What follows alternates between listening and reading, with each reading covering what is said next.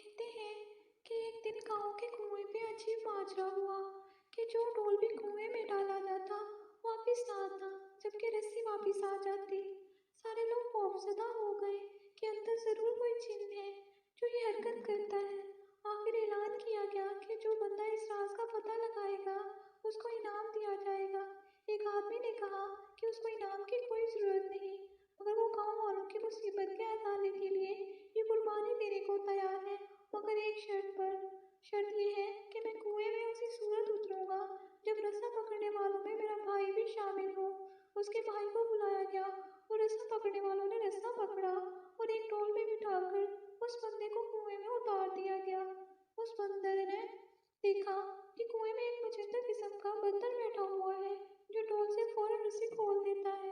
اس بندر نے اپنی جیب کو چیک کیا تو اسے گڑ مل گیا۔ اس نے وہ گڑ اس بندر کو دیا، یوں بندر اس سے مانوس ہو گیا۔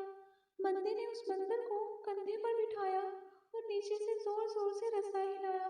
گاؤں والوں نے رسا کھینچنا شروع کیا اور یوں ہی ڈول اندھیرے سے روشنی میں آیا۔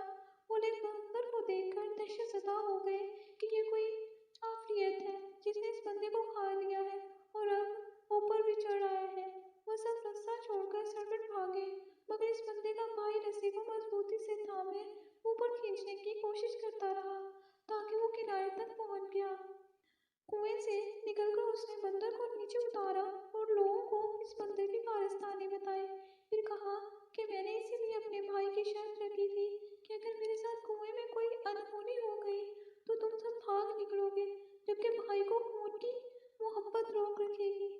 یاد رکھیں، کوئی لاکھ اچھائی کرے مگر خونی رشتے آخرکار خون کے رشتے ہی ہوتے ہیں، ان کی قدر کریں۔